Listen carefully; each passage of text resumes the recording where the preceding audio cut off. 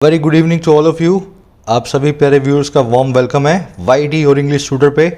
मेरा नाम है अमन बहल और आपके सामने खुली हुई है द इकोनॉमिस्ट मैगजीन। आज एक नई एक्सरसाइज को हम करने जा रहे हैं। द हिंदू एडिटोरियल की जगह द इकोनॉमिस्ट मैगजीन से कुछ आर्टिकल्स को कवर करेंगे। ये एक अमेरिकन मैगजीन है। आपको तरह तरह के इसमें राइटर्स मिलेंगे और इस एक्सरसाइज को करने का ऑब्जेक्टिव ये है कि अपनी रीडिंग स्किल्स को और मैच्योर बनाना। अलग अलग तरह के राइटर्स को पढ़ने की कोशिश करो। तो इसका पहला आर्टिकल है एंटी ट्रस्ट इन मी और दूसरा आर्टिकल है इसका कार्बन एंड कैप्चर। आर्टिकल्स को पढ़ने का तरीका अपना वही खास रहेगा। आपको ट्रांसलेशन के साथ साथ ग्रामर वोकैब पे मैं अलग से फोकस डलवाऊंगा। सारी ग्रामर वोकैबलरी को आज अप्लाई करेंगे इस क्विज पे। 4 क्वेश्चंस हैं। पहले मन से सीखो, लास्ट में वीडियो के आपको मैं इनके सॉल्यूशंस दे दूंगा। चलिए कुछ नया सीखते हैं।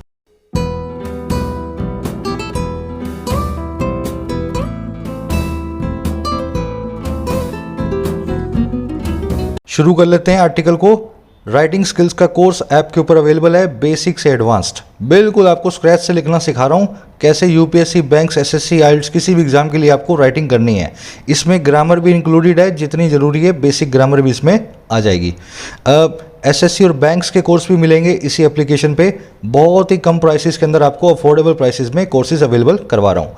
ये सारा का सारा मटेरियल, सारे के सारे कोर्सेज आपको प्ले स्टोर पे इस ऐप में मिलेंगे। योर इंग्लिश ट्यूटर डाउनलोड कर लेना। लॉगिन करने के बाद स्टोर टैब में जाना, जो कोर्सेज आपको चाहिए हो वहाँ से आप इनको एक्सेस कर सकते हैं। चलिए, कह रहा एंटी ट्रस्ट इन मी। देखिए, एंटी ट्रस्ट एक रिसेंटली इमर्ज फिनोमिनन है, एक नई घटना है जो अमेरिका के बाज़ारों में देखने को मिल रही है। और ये क्या है? अमेरिका में प्राइवेट कंपनीज इतनी बड़ी हो गई हैं कि अब वो कंज्यूमर्स का नुकसान करने लगी हैं, वो बाज़ारों को डोमिनेट करने लगी हैं। आपको एग्जांपल देता हूँ, छोटा सा समझ में आएगा।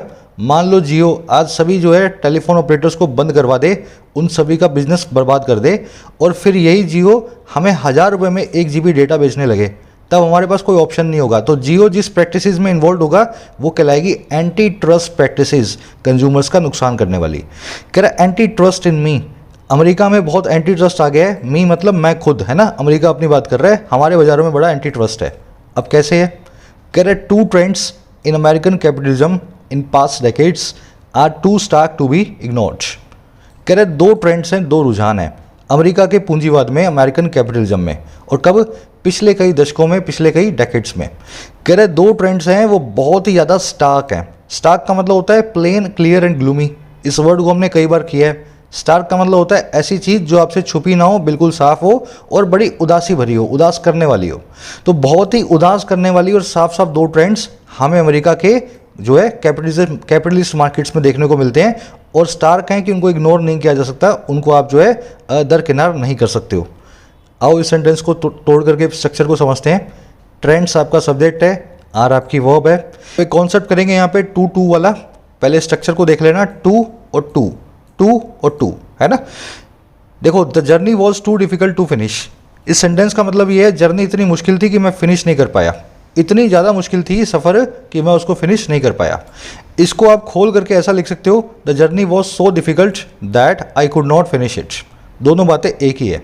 अब देखो, इस कॉन्सेप्ट पे सवाल कैसे बनते हैं। आपने इन स्ट्रक्चर्स को खोलना सीख लिया, इनका मीनिंग सीख लिया, क्वेश्चंस कैसे एक्सपेक्ट करोगे एग्जाम में। पहला तो इस टाइप का आपको यहाँ पे सो लगा के दे देगा, the journey was so difficult to finish. याद रखें, स्ट्रक्चर होती है 2-2, पहले TOO फिर बाद में TO। आप TOO के बाद में एक एडजेक्टिव दोगे, फिर यहाँ पे एक इन्फिनेटिव को रखोगे। तो ये सो अगर आप यहाँ लगा रहे हो तो दोनों स्ट्रक्चर्स को आप आपस में मिक्स कर रहे हो। इसका एक सीधा सा इलाज है, अगर सो यहाँ पे लगा रहे हो तो फिर ये वाली स्ट्रक्चर पूरी लिख करके आओ, और अगर आपको सिर्फ इन्फिनेटिव लिखना है तो खाली आप TOO वाला लिख करके स्ट्रक्चर को बनाओ। तो फर्स्ट टाइप ऑफ क्वेश्चन आप एक्सपेक्ट करेंगे, दोनों स्ट्रक्चर को मिक्स करके आपको एग्जाम में देगा, है ना। और आपको आइडेंटिफाई करना है कि वो मिक्सड है। सेकेंड टाइप ऑफ क्वेश्चंस आप देख रहे हो, जब ऊपर नोट नहीं लगा हुआ तो नीचे नोट लग जाएगा। इस स्ट्रक्चर में नोट कहीं नहीं दिखेगा आपको, और इस स्ट्रक्चर में आपको नोट लिखा हुआ मिल रहा है। दोनों का मीनिंग एक ही है, लेकिन यहाँ पे जब नोट नहीं आता तो यहाँ पे नोट आ जाता है। अच्छा, अगर यहाँ पे नोट ना आए, यहाँ पे नोट आए तो यहाँ पे नोट आ जाता है। अगर ऊपर नोट आएगा तो नीचे नहीं आएगा, नीचे आएगा तो ऊपर नहीं आएगा। बस इतना आपको याद रखना है। अब इसी से आपको सेकेंड टाइप ऑफ क्वेश्चन मिलेंगे। दिखाऊँ कैसे बनेगा? Just a minute. The journey was too easy, यहाँ से नोट को निकाल रहा हूँ, टू फिनिश। जर्नी इतनी आसान थी कि मैं उसको फिनिश नहीं कर पाया। उल्टी सी बात हो रही है ना, खोल के भी देख लो इसको। The journey was so easy that I could not finish it. देखो ऊपर नोट नहीं लगा रहे हैं तो नीचे नोट लगाना पड़ेगा। जर्नी इतनी आसान थी कि मैं फिनिश नहीं कर पाया। अगर आसान थी तो फिनिश क्यों नहीं कर पाया, ये तो उल्टी सीधी बात हो गई ना। तो क्या करेंगे भाई, यहाँ पे ये नोट गलत है, आप इसको निकालेंगे और ऊपर एक नोट आएगा टू से पहले, यहाँ पे इसको लगाएंगे। अब इसका मीनिंग बिल्कुल करेक्ट है। जर्नी इतनी आसान थी कि इसको फिनिश करना जो है बड़ा आसानी से हो सकता था। बहुत आसान जर्नी थी, कोई भी इसको फिनिश कर सकता था, है ना। वैसे ही the car was too expensive to buy. गाड़ी बहुत महंगी थी बाय करने के लिए। मेरे लिए बाय करना बड़ा मुश्किल था, एक्सपेंसिव थी गाड़ी बहुत मेरे लिए, है ना। लेकिन इस सेंटेंस को देखो, the car was too cheap, इस नोट को मैं निकाल रहा हूँ, टू बाय। गाड़ी इतनी सस्ती थी कि मैं उसको बाय नहीं कर सका। अगर बाय नहीं कर सका तो सस्ती कैसे हुई, और अगर सस्ती थी तो बाय क्यों नहीं की, है ना। तो कहने का मतलब क्या है, यहाँ पे नोट आना चाहिए। तो आपको नोट की पोजीशन देखनी होगी और वो पोजीशन आपको मिलेगी 100 वाली स्ट्रक्चर को खोल देने के बाद। अगर यहाँ पे नोट ना हो तो नोट को हटा करके मैं यहाँ पे ले आऊँगा। अब देखो मीनिंग जो है सेंटेंस का बिल्कुल मीनिंगलेस हो गया। कार इतनी सस्ती थी कि मैं उसको खरीद नहीं सका। उल्टी सी बात हो गई ना, सस्ती भी थी और ख़रीद भी नहीं सका। तो मतलब ये नोट यहाँ पे गलत है, इसको निकाल दो और ऊपर के लगा दो, यहाँ पे आपका सेंटेंस बिल्कुल करेक्ट बन जाएगा। तो इस तरह के 2 टाइप के क्वेश्चंस आप एक्सपेक्ट करेंगे इस कॉन्सेप्ट पे। आज के क्विज में यूज़ होगा। आगे बढ़ते हैं। अब देखो दोनों ट्रेंड्स बता रहे हैं। कह रहे the first is rising market concentration, a phenomenon observed in 75% of industries ranging from those that traffic in bodily fluids, kidney dialysis, blood plasma donation centres, to those that traffic in data, broadband providers, credit card companies and tech giants roaming Silicon Valleys। लंबा sentence है पर आसान है। कह रहे 2 trends में से जो फर्स्ट ट्रेंड है ना, द फर्स्ट इज, वो है बढ़ते हुए उठते हुए बाजारों का कंसंट्रेशन। कंसंट्रेशन का मतलब होता है एक ही जगह पे लोगों का एक ही टाइप का इकट्ठा हो जाना। बाजार के अंदर बहुत तरह तरह की कंपनियां हैं, लेकिन सारी कंपनियां जो छोटी मोटी थी वो आउट ऑफ बिजनेस हो गई हैं। बड़ी बड़ी कंपनियां, बड़ी बड़ी मछलियां रह गई हैं। कंसंट्रेशन हो गया बाजार के अंदर, 4 या 5 कंपनियां मिलकर के इंडस्ट्री को चला रही हैं। कह रहे पहला है राइजिंग मार्केट कंसंट्रेशन, अमेरिका में बड़ी बड़ी कंपनियों का राइज करना। कह रहे ये एक ऐसा फिनोमिनन भी है, एक ऐसी घटना भी है जो ऑब्जर्व की गई है 75% इंडस्ट्रीज के अंदर। और कौन कौन सी इंडस्ट्री है, कह रहे जो रेंज फ्रॉम करती है, जो यहाँ से यहाँ तक है, रेंज बताएगा पूरी। पहला तो वो वाली दोस्त जो कि ट्रैफिक करती हैं, जो कि बाय एंड सेल करती हैं बॉडीली फ्लूइड्स में, हमारी बॉडी के फ्लूइड्स में, जैसे कि kidney dialysis, blood plasma donation centres. तो इस तरह की जो इंडस्ट्री है, इसके अंदर 1 या 2 कंपनियां ही रह गई हैं, पूरी मार्केट कंसंट्रेटेड है ना। तो एक तो रेंज होगी इसकी यहाँ से, और देखो रेंज कहाँ तक है, फ्रॉम लगा के बताया, अब टू लगा के बताएगा।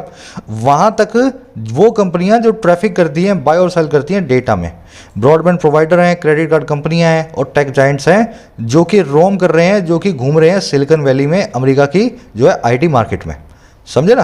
तो ऐसा हो रहा है वहाँ पे अमेरिका में। हेल्थ के अंदर भी 1 या 2 हॉस्पिटल्स हैं जो पूरे अमेरिका को कंट्रोल करते हैं, हेल्थ केयर मार्केट को, जो कि किडनी डायलिसिस देखते हैं, ब्लड प्लाज्मा डोनेशन सेंटर देखते हैं, है ना। और वहाँ पे डेटा में भी फेसबुक, गूगल जैसी 3 या 4 कंपनियां हैं, ब्रॉडबैंड प्रोवाइडर्स हैं, क्रेडिट कार्ड कंपनी हैं, जो कि सारी मार्केट को कंट्रोल करती हैं। समझ गए। तो ये फर्स्ट ट्रेंड था। अब इस सेंटेंस को अपने ब्रेक करके देख लेते हैं। फर्स्ट सेंटेंस की वर्ब है इज, इस दोस्त के लिए यहाँ पे आया दैट, है ना। ये वो वाली कंपनी है जो कि ट्रैफिक करती हैं। ट्रैफिक करने का मतलब होता है इलीगल तरीके से खरीद फरोख्त करना किसी की। आपने सुना होगा ड्रग ट्रैफिकिंग, ड्रग्स को गलत तरीके से खरीदना या बेचना, है ना। ह्यूमन ट्रैफिकिंग, छोटे बच्चों या लड़कियों को खरीदना बेचना। तो ये ट्रैफिकिंग वर्ड जो है गलत चीज़ों को बताता है। तो बॉडीली फ्लूइड्स ट्रैफिकिंग अमेरिका में होती है। किडनी डायलिसिस और ब्लड प्लाज्मा जो है इलीगल तरीके से बेची जाती है। चलिए आगे बढ़ते हैं। रोम का मतलब होता है घूमना, धक्के खाना, वेंडर करना, स्ट्रे करना, to move here and there. Silicon Valley वहाँ की आईटी मार्केट है अमेरिका की, पूरा आईटी का एक जो है ना हब है सिलिकॉन वैली। कह रहा the second trend is the declining share up until the mid 2010s of spoils going to the suppliers of labour. अब दूसरा ट्रेंड बता रहा है। कह रहा है जो दूसरा ट्रेंड है वो डिक्लाइन होते हुए शेयर का है। The second trend is declining share. Declining मतलब गिरता हुआ, शेयर मतलब हिस्सा। अच्छा कब तक, कह रहा है अब तक जो था मिड 2010s तक, है ना, 2010 के मिड तक, मतलब 2015 के आसपास तक। और किसका है हिस्सा, ये है उन स्पॉइल्स का, उन बेनिफिट्स का जो जाते हैं सप्लायर्स ऑफ लेबर के पास में।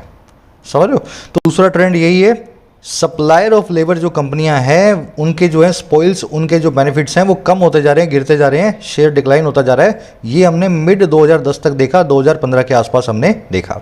सेकंड ट्रेंड की वर्ब है इज, अप अंटिल मतलब इस वक्त तक, स्पॉइल का मतलब होता है benefit, advantages of a success. आपको कामयाबी मिली ना, तो जो भी आपको उस कामयाबी से एडवांटेज मिली है, बेनिफिट्स मिले हैं, those are spoils of that success. बढ़ेंगे आगे, कह रहा whether these are unhealthy indicators has been hotly debated. कह रहा हाँ कि ना, ये जो ऊपर वाले हम देख रहे हैं दोनों अनहेल्दी इंडिकेटर्स हैं या नहीं, ये चीज़ हैज़ बीन हॉटली डिबेटेड, ये बहुत ज़्यादा तरीके से हॉटली जो है डिबेट हो रही है या डिबेट की गई है। हॉटली मतलब बहुत गर्मी से, है ना, गर्म जोशी के साथ में। तो इस चीज़ पे बहुत ज़्यादा हमने गर्म जोशी के साथ में डिबेट या बहस को देखा है अमेरिका में। दीज की वर्ब है आर, वेदर वाला पूरा क्लोज, इस पूरे क्लोज की वर्ब है हैज़ बीन हॉटली डिबेटेड। ये पूरी चीज़ सही है गलत है इसी पे डिबेट हो रही है, तो इस पूरे क्लोज की वर्ब है हैज़ बीन डिबेटेड। कह रहा है some argue that intense competition unleashed by globalization and technological progress may destroy the least efficient firms, leaving only a small cadre of the most productive, the winner take most model। कह रहे कुछ लोग ऐसा भी argue करते हैं, ऐसा भी दलील रखते हैं कि बहुत ज़्यादा जो कंपटीशन है, और देखो कौन सा कंपटीशन है, जिसको अनलीश किया गया है ग्लोबलाइजेशन के द्वारा, वैश्वीकरण के द्वारा, और टेक्नोलॉजिकल प्रोग्रेस के द्वारा, तकनीकी प्रोग्रेस के द्वारा। कह रहे कुछ लोग आर्ग्यू करते हैं कि ये इंटेंस कंपटीशन जो है डिस्ट्रॉय कर सकता है सबसे कम एफिशिएंट फर्म्स को, ऐसी फर्म्स को जो सबसे कम जो है जोर लगा रही है बाजार में, सबसे कम जो है अच्छे से काम कर रही है। एफिशिएंट का मतलब होता है कुशल, है ना, इनमें कुशलता बिल्कुल भी नहीं है। अच्छा ये काम कैसे होगा, ये डिस्ट्रॉय कैसे होंगी, लीव करते हुए छोटे से काडर को, छोटे से ग्रुप को, छोटे से कोहर्ट को, जो सबसे ज़्यादा प्रोडक्टिव फर्म्स का है, जो कि हैं विनर टेक मोस्ट मॉडल के अंडर। तो कुछ लोग यही बोल रहे हैं कि इससे होगा क्या, जो खराब कंपनियां हैं वो बाजार से आउट हो जाएंगी, और जो बचेंगी वो सबसे अच्छी कंपनियां होंगी, मोस्ट प्रोडक्टिव कंपनियां होंगी, और ये चीज़ बाजारों के लिए बहुत अच्छी है। समझ गए ना। सम की वर्ब है आर्ग्यू, इंटेंस कंपटीशन की वर्ब है मे डिस्ट्रॉय। जब इंटेंस कंपटीशन डिस्ट्रॉय करेगा तभी वो लीव करेगा इस तरह के काडर को। समझ रहे हो, दो काम एक साथ हो रहे हैं, प्रेजेंट पार्टिसिपल साइमल्टेनियस एक्शन। खाना खाते हुए मैं टीवी देख रहा था, इंटेंस कंपटीशन डिस्ट्रॉय करते हुए इस तरह के काडर को लीव कर रहा था। काडर का मतलब होता है ग्रुप, कोहर्ट भी बोलते हैं इसको, एक होमोजीनियस ग्रुप को बोलते हैं काडर, है ना, एक तरह के लोग जिसमें हो, एक तरह की कंपनियां, उसको बोलते हैं काडर। चलिए, विनर टेक मोस्ट का मतलब है जो जीतेगा उसी को सब कुछ मिल जाएगा। कह रहा है others insist that it is a sure sign of market sclerosis. कह रहा है दूसरे लोग इंसिस्ट करते हैं कि ये एक श्योर साइन है, ये एक पक्का साइन है, और किसका, मार्केट स्क्लेरोसिस का। स्क्लेरोसिस एक जो है प्रोसेस होती है जिसमें कोई चीज़ थिकन होती है, हार्ड होती है, मजबूत होती है ना, स्ट्रेंथन होती है।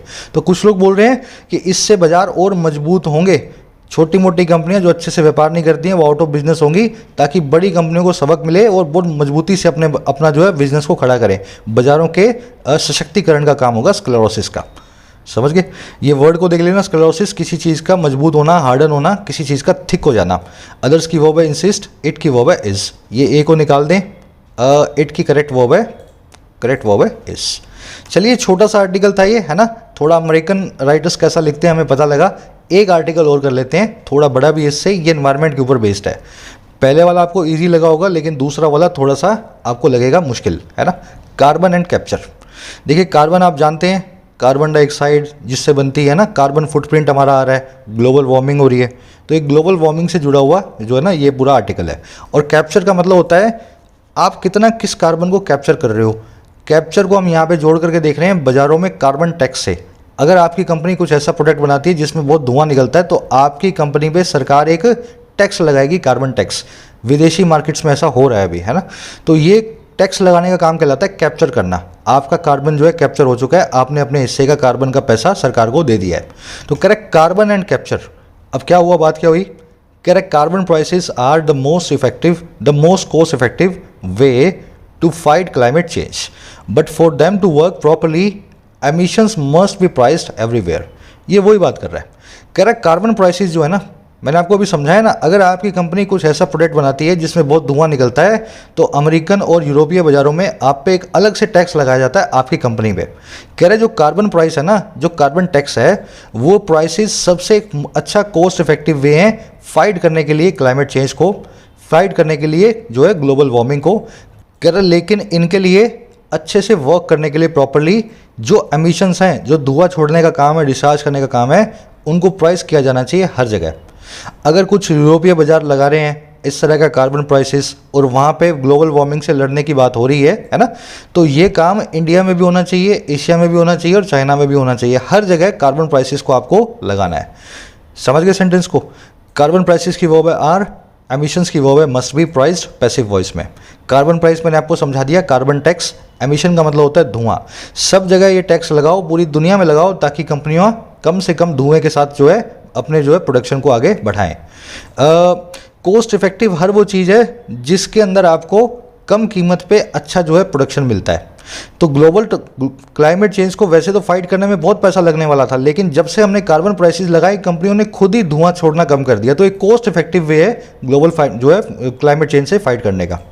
आगे बढ़ेंगे। कह रहा है on the July 14th the European commission the EU EC unveiled its plan to levy what would in effect be a tariff on some carbon intensive imports which by virtue of having been produced outside the EU are not subject to its cap and trade carbon pricing scheme। अब ये बता रहा है European union में क्या हुआ। कह रहे जुलाई 14 को ऑन जुलाई 14 जो यूरोपियन कमीशन है, ये एक संस्था का नाम है ना, एक ऑर्गेनाइजेशन का नाम है।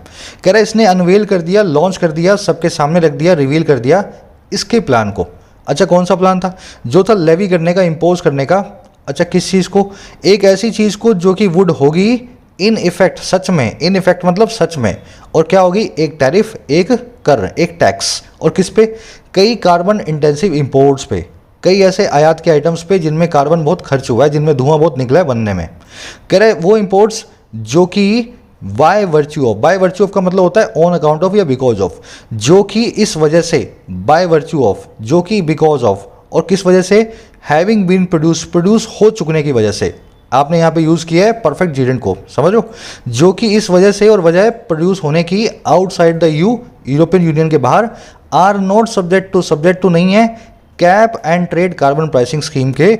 यूरोप की एक कार्बन प्राइसिंग स्कीम है, उस स्कीम के अंतर्गत नहीं आते। पहले मैं आपको आसान भाषा में समझा देता हूँ सेंटेंस में क्या हुआ, फिर एक बार इसको रिपीट करेंगे। अभी तक क्या होता है कि यूरोप जो है यूरोपियन कंपनियों पे ही ये टैक्स लगा रहा है, जो कि यूरोप के अंदर ही प्रोडक्शन करती हैं और यूरोप में माल को बेचती हैं। अगर वो धुआं करेंगी तो उन पे एक टैक्स लगेगा, ताकि उनको धुआं कम करने के लिए हतोत्साहित किया जा सके, डिस्करेज किया जा सके। लेकिन अब यूरोप वाले क्या बोल रहे हैं?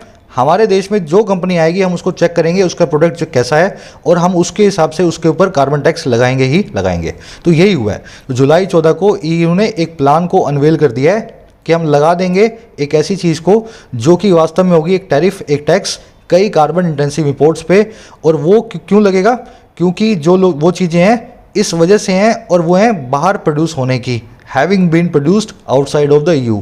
कह रहे वो सब चीज़ें सब्जेक्ट टू नहीं है, अधीन नहीं है, नीचे नहीं आती हैं इस हमारी कार्बन प्राइसिंग स्कीम के। तो अब हम उनको भी ज़बरदस्ती लेकर के आ रहे हैं। समझे सेंटेंस को? थोड़ा मुश्किल लिखा हुआ है पर है, ऐसा ही लिखते हैं अमेरिकन राइटर्स, है ना, तो अपने को इसीलिए इसको पढ़ना था। यूरोपियन कमीशन की वर्ब है अनवेल्ड। अनवेल का मतलब होता है खुलासा करना, ले बेयर, रिवील, डिस्क्लोज, लॉन्च, सब इसके सिनोनिम है। लेवी का मतलब होता है इम्पोज करना, किसी चीज़ को लगाना, इम्पोज करना, ठीक है। वट की वर्ब है वुड। इन इफेक्ट मतलब वास्तव में, वट की वर्ब है वुड बी, है ना, वुड बी। टैरिफ मतलब कर होता है, टैक्स कहलाता है। कार्बन इंटेंसिव मतलब जिसमें कार्बन बहुत खर्च किया हो। बाय वर्च्यू ऑफ का मतलब है बिकॉज ऑफ या ऑन अकाउंट ऑफ या as a result of. We won by virtue of a good performance, हम जीते की वजह से, बाय वर्च्यू ऑफ एक गुड परफॉर्मेंस की। आप यहाँ पे बाय वर्च्यू ऑफ की जगह बिकॉज ऑफ भी रख सकते हो या ऑन अकाउंट ऑफ भी रख सकते हो। इसका बिल्कुल उल्टा है for want of. We lost for want of a good performance, हम हारे नहीं होने की वजह से एक अच्छी परफॉर्मेंस के। फॉर वांट ऑफ का मतलब होता है बिकॉज ऑफ नॉट हैविंग, है ना, बिल्कुल उल्टा इसका। हम जीते किसकी वजह से? अच्छी परफॉर्मेंस की वजह से, by virtue of good performance. हम हारे किस वजह से? ऐसा ना होने की वजह से, और वो था एक अच्छी परफॉर्मेंस का ना होना। तो for want of a good performance, दोनों एक दूसरे के उल्टे हैं, याद रखना, कंफ्यूज मत होना। चलिए आगे बढ़ते हैं। ये परफेक्ट जीरेंट हम डिटेल में कर चुके हैं। सब्जेक्ट टू होता है अधीन होना। The proposed law is subject to the approval of parliament. ये प्रपोज्ड लॉ जो है, ये अभी जो रखा गया लॉ है, प्रपोज किया हुआ लॉ है, ये अधीन है पार्लियामेंट के अप्रूवल के। पार्लियामेंट जब अप्रूव करेगी तभी ये कानून बनेगा, अभी सब्जेक्ट टू है उनके अप्रूवल के। Mutual funds are subject to market risk. Mutual fund अधीन है मार्केट के रिस्क के। जितना रिस्क बाजारों में उतना ही रिस्क म्यूचुअल फंड्स के अंदर। समझ गए ना। कह रहा the idea is to stop European firms from responding to the carbon price by moving production to parts of the world where they can pollute without penalty, to shield them from being undercut by rivals from such places and to encourage foreign firms who want to sell to Europe to go green. अब बता रहा है इस पूरे जो है कारनामे के पीछे इनकी मंशा क्या है ना, कुछ अच्छी मंशा भी है और कुछ खराब मंशा भी है। कह रहा आइडिया ये है, विचार ये है कि हम स्टॉप करेंगे यूरोपियन फर्म्स को और किस चीज़ से, रिस्पॉन्ड टू करने से कार्बन प्राइस के सामने। तो इनको अब कार्बन प्राइस के सामने कम प्रतिक्रिया देनी पड़ेगी। अब ये कुछ ना कुछ करके थोड़ा बहुत धुआं छोड़ सकेंगी बिना टैक्स के भी यूरोपियन फर्म्स। और कैसे करेंगी? ये करेंगी मूव करके उनकी प्रोडक्शन को दुनिया के दूसरे हिस्सों में जहाँ पे वो प्रदूषण फैला सकती हैं बिना किसी पेनल्टी के। तो ये एनकरेज कर रहे हैं यूरोपियन फर्म्स को कि आप यहाँ मत बेचो, यहाँ मत बनाओ, अब इंडिया में जाकर के बनाओ, वहाँ पे खूब धुआं फैलाओ, वहाँ पे सरकार कोई टैक्स नहीं लगाती, हम तो इतना टैक्स लगाते हैं। तो हमारा देश साफ़ सुथरा रहेगा और आप जो है ज़्यादा पैसे खर्च किए बिना इंडिया में जाकर के जो है एनवायरनमेंट को ख़राब कर सकते हो। तो आइडिया विचार ये है कि इस तरह से इनको जो है आगे जो है इनकरेज किया जाए इस काम को करने के। अब देखो ये क्यों करना है, ये इसलिए करना है कि शील्ड कर सके, बचा सके इन कंपनियों को अंडर कट होने से, कमज़ोर होने से, अंडरमाइन होने से उनके राइवल्स के द्वारा ऐसे प्लेसेस से, इंडिया जैसे प्लेसेस थे। और साथ में इनकरेज कर सकें फॉरेन फर्म्स को जो वांट करती हैं, जो चाहती हैं सेल करना यूरोप में। और क्यों? गो ग्रीन होने के लिए, कम से कम धुएं को एमिट करने के लिए। गो ग्रीन होना मतलब हरियाली के साथ में होना, धुएं को कम एमिट करना। अजीब स्ट्रक्चर्स आपको लग रही है ना, क्योंकि नए राइटर्स को आप पढ़ रहे हो तो इसी तरीके से लिखते हैं नए राइटर्स। एक बार मैं सेंटेंस रिपीट करूंगा, फिर अपने इसके स्ट्रक्चर को देख लेंगे। विचार ये है कि यूरोपियन फर्म्स को किसी तरह से, इस तरह से इंकरेज किया जाए कि वो कार्बन प्राइसिंग के सामने रिस्पॉन्ड ना करें, दूसरे देशों में जाकर के खूब धुआं फैलाएं जहाँ पे उनको कार्बन प्राइस ना लगे, है ना। Moving other parts of the world जहाँ पे वो पोल्यूट कर सकती हैं बिना पेनल्टी के। और शील्ड भी करना है इनका आइडिया, बचाना भी है इन फर्म्स को अंडरकट होने से, कमज़ोर बनने से इनके राइवल्स के द्वारा ऐसे प्लेसेस से। और एनकरेज भी करना है फॉरेन फर्म्स को जो यूरोप में आकर के गो ग्रीन होकर के सेल करना चाहती हैं, ऐसे प्रोडक्ट सेल करना चाहती हैं जो ग्लोबल वार्मिंग नहीं फैलाते हैं। समझ गए? आइडिया की वर्ब है इज, दे की वर्ब है कैन पोल्यूट, शील्ड का मतलब होता है बचाना, सेव करना, प्रोटेक्ट करना। अंडरकट का मतलब होता है वीक होना, कमज़ोर होना। जब आपको नीचे से कोई कट कर रहा है तो आपको अंडरमाइन भी कर रहा है। अंडरकट, अंडरमाइन, वीकन, है ना, कमज़ोर बनाने के लिए यूज़ होते हैं। फॉर्म्स के लिए हु यूज़ हुआ है, अक्सर फॉरेन राइटर्स जो है कंपनीज के लिए हु नाम के रिलेटिव प्रोनाउन को यूज़ करते हैं। टेक्निकली गलत है, आप यहाँ पे विच को यूज़ करना चाहिए अगर आप इंडियन इंग्लिश को फॉलो करते हो। कह रहे there are sound reasons for applying carbon prices to imports. कह रहा है हमारे पास बहुत अच्छे रीजन्स हैं, साउंड रीजन्स है। साउंड का मतलब है मजबूत, बहुत मजबूत हमारे पास कारण है अप्लाई करने के लिए कार्बन प्राइस को इम्पोर्ट्स के ऊपर, आयातों के ऊपर। कह रहा है but working out how to go about it without causing a cycle of damaging protectionism is a कॉन्ट्रम।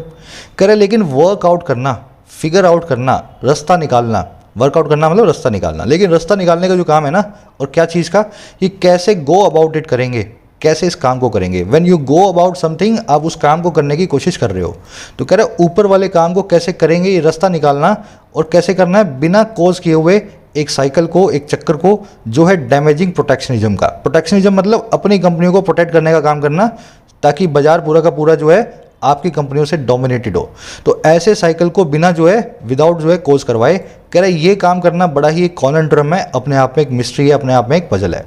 जब जब आप ऐसे काम करते हो ना, तो आप अपनी घरेलू कंपनियों को फ़ायदा उठाते हो, प्रोटेक्शनिज्म को बढ़ावा देते हो, और वो पूरे बाजार को डैमेज करता है। तो आपको ये काम करना भी है, लेकिन रास्ता ऐसे निकालना है कि इस प्रोटेक्शनिज्म को ना करवाएं। कह रहा है ये अपने आप में एक कॉन्ट्रम, एक पहेली जैसा है, एक पजल के जैसा है। समझ गए? वर्किंग आउट जीरेंड है, इसकी वर्ब है इज। प्रोटेक्शनिज्म मैंने आपको बता दिया। कॉन्ट्रम एक पजल, मिस्ट्री को बोलते हैं जो पहली ऐसी हो जो आपको समझ में ना आए, पहले अंडा आया मुर्गी आई, है ना, ऐसी पहलियों को बोलते हैं कॉन्ट्रम। आज के वोकैब में यूज़ होगा ये वाला कॉन्सेप्ट, है ना, आज के क्विज में। कह रहा it is just about possible to imagine a successful path to a global carbon price that involves tariffs. कह रहा इट इज़, ये है जस्ट अबाउट का मतलब होता है ऑलमोस्ट। कह रहा ये ऑलमोस्ट पॉसिबल है इमेजिन करना एक सक्सेसफुल रास्ते को, और किस तरफ, जो है ग्लोबल कार्बन प्राइस की तरफ, और जो इन्वॉल्व करता है टैरिफ्स को। तो इसका इलाज यही है, यूरोप में, अमेरिका में अलग अलग टैक्स ना हो, सब जगह लगे, एक ही टैक्स लगे और सबको बराबर टैक्स लगे। तो कह रहा है बहुत पॉसिबल है इमेजिन करना एक सक्सेसफुल रास्ते को, सही रास्ते को, जिसमें ग्लोबल कार्बन प्राइस हो और जिसमें इन्वॉल्व हो टैरिफ्स, बहुत सारा टैक्स भी लगे और सबके ऊपर लगे। इन्वॉल्व्स के बीच में यहाँ स्पेस आ गया है ना, कॉपी पेस्ट में, तो देख लेना ये एक ही वर्ब है। इट की वर्ब है इज, दैट की वर्ब है इन्वॉल्व्स, जस्ट अबाउट मतलब ऑलमोस्ट। कह रहा है but any such plan is fraud with the risk of capture and protectionism. कह रहा है लेकिन ऐसा कोई भी प्लान है वो फ्रॉड विद है, वो भरा हुआ है इस जोखम के साथ जो कैप्चर और प्रोटेक्शनिज्म का है। जब इस तरह के काम होते हैं ना तो कई कंट्रीज अपनी कंपनियों पे कम टैक्स लगाती हैं, बाहर वालियों पे ज़्यादा लगाती हैं, तो अल्टीमेटली ऐसे अच्छे प्लान्स भी प्रोटेक्शनिज्म की वजह से फेल हो जाते हैं। तो ऐसा कोई भी प्लान है ना उसमें ऐसे रिस्क भरे हुए हैं, कोई ना कोई कंट्री बदमाशी जरूर करेगी अपने देश की कंपनीज को फ़ायदा पहुँचाने के लिए। समझ गए?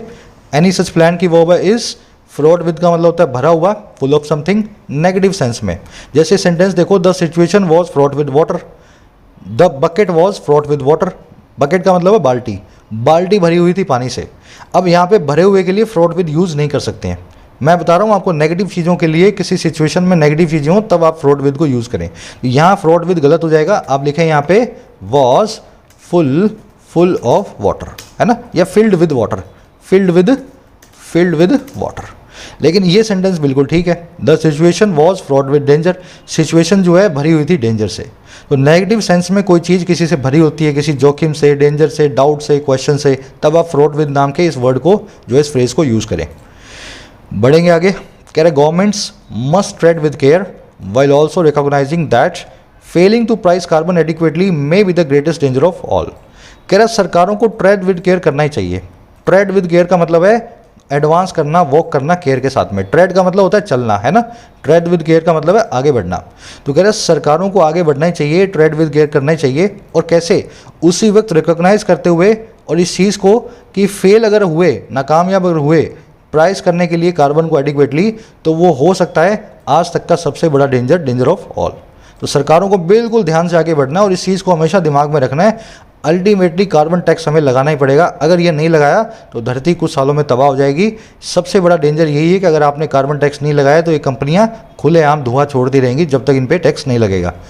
समझ गए? सरकार की वो मस्ट ट्रेड, फेलिंग की वो है मे बी, फेलिंग यहाँ पे जो है जीर्ण का काम कर रहा है। Trade with care, trade with caution, trade lightly, तीनों एक ही बात को बताते हैं, है ना, धीमे धीमे आगे बढ़ने को, फूंक फूंक के पांव रखने को बताते हैं। The US advised its citizens to tread with caution while moving out of Afghanistan. America ने एडवाइस किया अपने सिटीजन्स को कि आप फूंक फूंक के कदम रखें जब आप अफगानिस्तान से बाहर निकल रहे हो, कभी भी वहाँ पे कुछ भी हो सकता है। तो इस तरीके से ये फ्रेज जो है आप इसको बहुत देखोगे, खास करके अमेरिकन राइटिंग्स के अंदर। चलिए, एक यूजफुल चेंज आपको मिला होगा एक नए राइटर को पढ़ के, नई तरह की स्ट्रक्चर्स को देख करके। ये आपका क्विज है। 2 एरर्स मिलेंगी इस क्वेश्चन के अंदर आपको, एक तो 2 वाली है और दूसरी मैं आपको नहीं बता रहा अभी, है ना, वो मैंने आपको कल करवाई थी तो शायद आज आपको वैसे याद होनी चाहिए। देख लेना, 2 एरर्स आपको इसमें मिलेंगी। यहाँ पे आपको बाय वर्च्यू ऑफ को कौन से वाले में सही तरीके से यूज़ किया हुआ है ये चेक करना है। बाय वर्च्यू ऑफ मैंने आपको बताया था ना, बिकॉज ऑफ होता है बाय वर्च्यू ऑफ, तो चेक करना कहाँ पे सही तरीके से दोनों सेंटेंस में कौन से में सही यूज़ हुआ है, पहले में, दूसरे में या दोनों में। मिस्टिफाइंग पजल को हम क्या बोलते हैं? 1 वर्ड में, स्क्लेरोसिस, कॉन्ड्रम, फ्रॉड या फिनोमिना। आई थिंक ईजी है, बहुत ईजी क्विज है, 4 ही क्वेश्चंस हैं। आंसर मिलेंगे फर्स्ट कमेंट में। इसी वीडियो के नीचे जाओ, कमेंट सेक्शन में फर्स्ट कमेंट में आंसर्स को डाल रहा हूँ। मेरे आंसर से अपना आंसर चेक करें और मुझे बताएं कितने मार्क्स आउट ऑफ आपको 4 मिले। और ये भी बताना एक्सरसाइज आपको कितनी पसंद आई। हर वीक इस एक्सरसाइज को किया जाए, कम से कम हफ्ते में एक बार, हाँ या ना, है ना। राइटिंग स्किल्स के कोर्स की कोई भी आपको जानकारी चाहिए हो, क्वेरी हो, आप इस नंबर पे एक व्हाट्सअप मैसेज करें। टेलीफोन ना करें, फ़ोन ना करें, फ़ोन कॉल कोई उठाने वाला है नहीं अभी। व्हाट्सअप मैसेज छोड़ दो 7014697065 पे। चलिए मुलाकात होगी। Until then, signing out.